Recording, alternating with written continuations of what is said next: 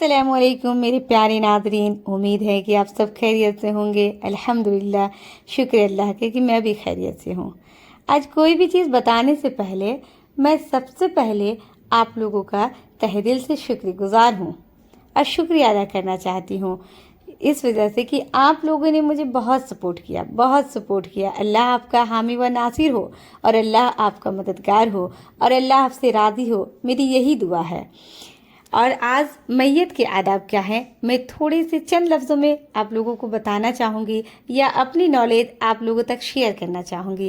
امید ہے کہ آپ کو پسند آئے گی۔ پلیز آپ لوگ کمنٹس کر کے مجھے ضرور بتائیں، مجھے اچھا لگتا ہے آپ لوگوں کا میسج پڑھنا، بہت خوشی ہوتی ہے مجھے، اللہ گواہ ہے۔ موت کی خبر سن کر انا للہ و انا الیہ راجعون پڑھیے۔ نبی کریم صلی اللہ علیہ وسلم کا ارشاد ہے کہ جو آدمی کسی مصیبت کے موقع پر انا للہ و انا الیہ راجعون پڑھتا ہے، اس کے لیے 3 اجر ہوتے ہیں۔ اول یہ کہ اس پر خدا کی طرف سے رحمت اور سلامتی اترتی ہے۔ دوم یہ کہ اس کو حق کی تلاش و جستجو کا اجر ملتا ہے۔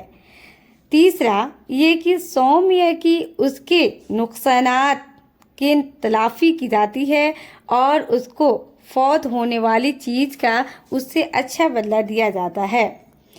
میت کے غم میں چیخنے، چلانے اور بین کرنے سے پرہیز کیجیے۔ البتہ غم میں آنسو نکل پڑے تو یہ فطری بات ہے۔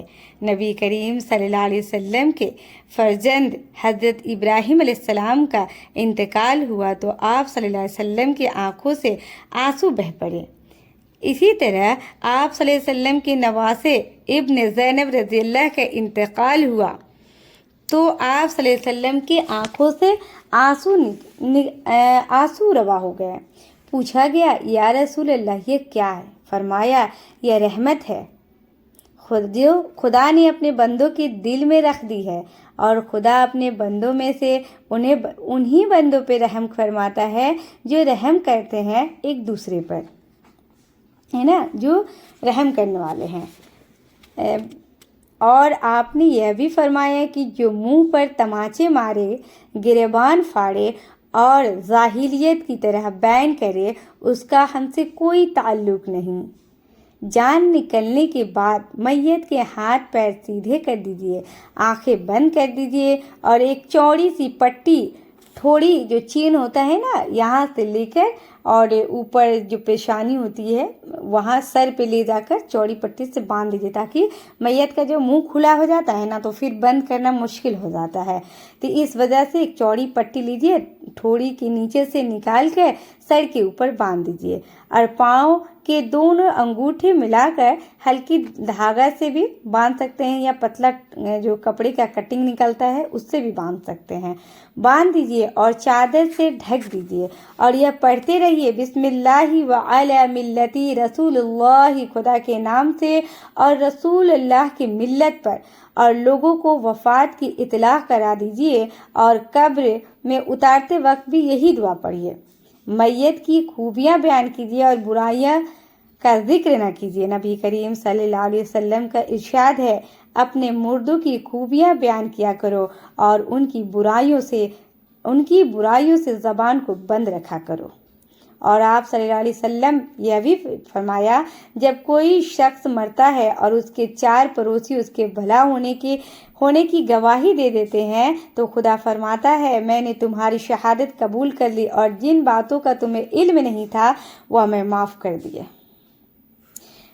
ایک بار پیارے نبی صلی اللہ علیہ وسلم کے حضور میں صحابہ نے ایک جنازے کی تعریف کی تو فرمایا، اس کے لیے جنت واجب ہو گئی۔ لوگوں، تم زمین پر خدا کے گواہ ہو، تم جس کو اچھا کہتے ہو خدا اس کو جنت میں داخل کر دیتا ہے، اور تم جس کو برا کہتے ہو خدا اس کو دوزخ میں بھیج دیتا ہے۔ اور آپ صلی اللہ علیہ وسلم نے یہ بھی فرمایا کہ جب کسی مریض کی عیادت کو جاؤ یا کسی کے جنازے میں شرکت کرو، ہمیشہ زبان سے خیر کی کلمات کہو، کیونکہ فرشتے تمہاری باتوں پر آمین کہتے جاتے ہیں۔ الحمدللہ، کتنی اچھی بات ہے۔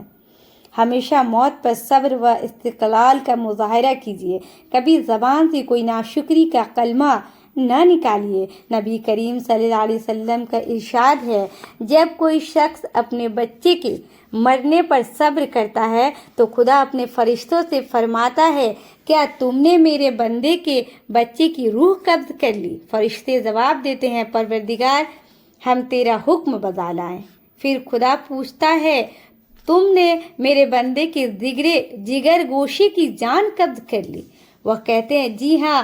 پھر وہ پوچھتا ہے، تو میرے بندے نے کیا کہا؟ وہ کہتے ہیں، پروردگار اس نے تیری حمد کی اور انا للہ و انا الیہ راجعون پڑھا۔ تو خدا فرشتوں سے کہتا ہے، میرے اس بندے کے لیے جنت میں ایک گھر تعمیر کرو اور اس کا نام بیت الحمد یعنی کہ شکر کا گھر رکھو۔